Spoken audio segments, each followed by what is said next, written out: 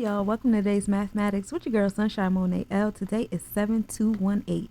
You already know we in the month of 7. This is the month of the Libra scales. In supreme mathematics, this is the number of God. Going inward to make sure whatever is going on in the inside is really reflecting what's going on in the outside. And if it is reflecting, do you like what you see? Go back to your Taurus placements to figure it out. So Libra energy is ruling over the 7. That's the 7th house type energy. So that gives you whatever is going on in your heart is usually what's expressing in your vortex. But if you're allowing what's happening in your vortex to reflect what's going on in your heart, you might want to do a little tweaking on that 7. I'm sharing. This also applies to balance, fairness, justice, harmony, and bonds and contracts. So like legalities is in order now with the 7 energy, and we see a lot of stuff happening in this circus with law and legalities and lawmakers. So on this day of 2-1, we are in a day of wisdom and knowledge. And of course, that brings us to a sense of understanding. So when we get with wisdom, we learn how and when to use our knowledge, right? We get that level of discernment. And then when we get to the understanding, we're actually expressing that. So what's happening right now is it's some things that you already knew, right? We did all of this in the first decan of the month when we were in the decan of knowledge and initiative energy. We also did this when we were in the second decan of the month when the number in the tens place was all ones, right? So now we get to be in a space where now wisdom comes into the forefront first. So now we're applicating all the knowledge that we have accumulated and getting some wisdom and allowing that wisdom to bring us to a space of knowledge. 2 also deals with the heart chakra, dealing with Taurus energy. Taurus ruling over the second house. So now we're talking about wealth. We're talking about self-worth, self-value. A lot of you guys putting your feet 10 toes down like myself. Like, nah, we're gonna fix this wealth thing. Some of you guys experiencing different things going on in your space of priorities. Forgiveness is in order. Just all things in the realms of the heart chakra. And again, like I said, this month is the month of 7. So make sure whatever you're doing in that side of the 2 in this third decan of the month, this decan of emotions, creation, and understanding and expressing of the knowledge and wisdom we dealt with the first 2 decans of the month. So make sure in this, third decan of emotion, creation, and understanding that you guys are dealing with the 2 accordingly. And you're allowing your heart chakra to be on the forefront. What do you want to prioritize? What do you care about? What happens when you applicate your knowledge in certain places? Are you getting the feedback that you need to be getting back to continue making this situation a priority, or keep giving it the sense of wealth of value you've been doing, right? It matters. 2 can also deal with the scales of Libra. It can also deal with the 2s of the Mayat scales as well. Interpersonal relationships and balance and harmony is key here during this decan of expression, right? So we have the 2 and 1 with, doing the wisdom things, and it's bringing us to a sense of knowledge.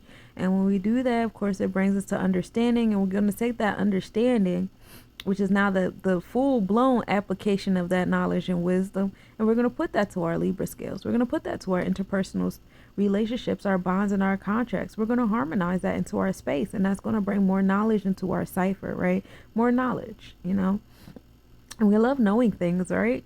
So we're going to take that space of intellect. 1 is also dealing with Aries energy, new beginnings, Ogun. This is being the initiative energy in the space of doing things and getting things done, right? So what are you taking initiative to do? How is that expression putting into your Libra scales? Now, what do you feel empowered to do? What it is that you want to do? What is getting you going? What is triggering you? What is the gun at the beginning of the race? Where are you running to? You know what I'm saying?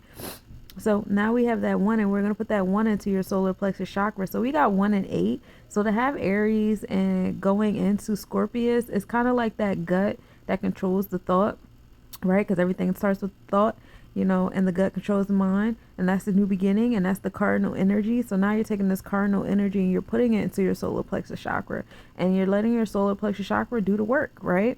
And it is. It's going to do the manipulating. It's going to do the transformations. It's going to do the building and destroying, right? When we put that 1 and 8 together, it's all solar plexus chakra energy. Who's controlling your solar plexus chakra? Well, let's go back down to the 2 and 1. You've been having this wisdom. You've been applicating the knowledge, right? Getting all this knowledge and wisdom, do you now realize who is controlling certain chakras in your space? Do you want control back over those chakras, or are you comfortable? Those are questions, and those are, be okay with your answers and be real with your answers. You know what I'm saying?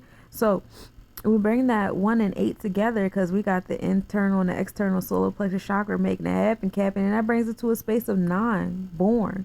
What is being born from you utilizing the gut that's controlling the mind and allowing, the manipulation, the building and destruction to occur thereof? What are you giving birth to? So, be intentional with that energy. And it's okay if it's not a permanent thing. 9 also deals with expansion and abundance. We're dealing with that Sagittarius vibe, and we love it there.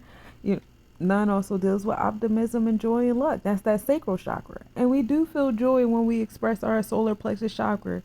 Be mindful and make sure that solar plexus chakra is indeed balanced, so that not only are you feeling joy, but you're providing a sense of joy and comfortability to those around you. You don't like overactive solar plexus chakras, and you don't really like having an underactive solar plexus chakra. So the goal is homeostasis in the middle, and that's what the 8 wants you to really come into, because we know high highs equal low lows in this year of 8. And if you don't know, I'm pretty sure you've experienced it, and you just made a bunch of excuses to be okay with it. And stop doing that. So let's talk about what's happening in the astronomical report. We started the day off with a 100% waxing gibbous moon rising at 9:07 p.m. and setting at 5:36 a.m. We were in Capricorn, so our mindset was still set on the root chakra, because Capricorn is the external side of the root chakra, and really like building on the things in our structure, dealing with challenges in our space that help us create new boundaries, new discipline, and a new survival of self and resources that we need to get by, right? Capricorn deals with infrastructure. Capricorn deals with authority. Again, coming back to that mindset, who is your authority? Who are you giving authority away to? And are you comfortable with that authority? We're in Sagittarius and the constellations and the sidereal realm with it. So that's giving us the optimism, the wisdom, that tear, the luck, all the things that we need in our space. Expansion, joy, getting into with your sensual self, because Sagittarius is a response to your Pisces energy, and my Pisces is my yachts, right? Your nervous system, your neurons, your Akashic records, and things hidden beneath the horizon is going to get expressed through your Sagittarius energy, just like Aquarius is expressed through your Capricorn energy. All right. We had this happening in the 10th house. So you aligning that Capricorn of, getting it done, being that cardinal earth energy with the manifestation, and then using that Sagittarius energy of joy, the sacral chakra, is going to bring you to a space of success, because you should enjoy what it is that you're doing. And if you don't enjoy it, then, what is your sensory really telling you? Because your sacral chakra is ruled by your nervous system. And we know the nervous system can cause a lot of illnesses and ailments, especially when going ignored and untreated for long periods of time. This stress is one of the leading causes of cancer, ulcers, and situations with your heart. So, it's cool to have all these sayings about no new feelings and stay out your feelings and shit, but your feelings is what keeps you in survival. So, yeah. Awareness is key.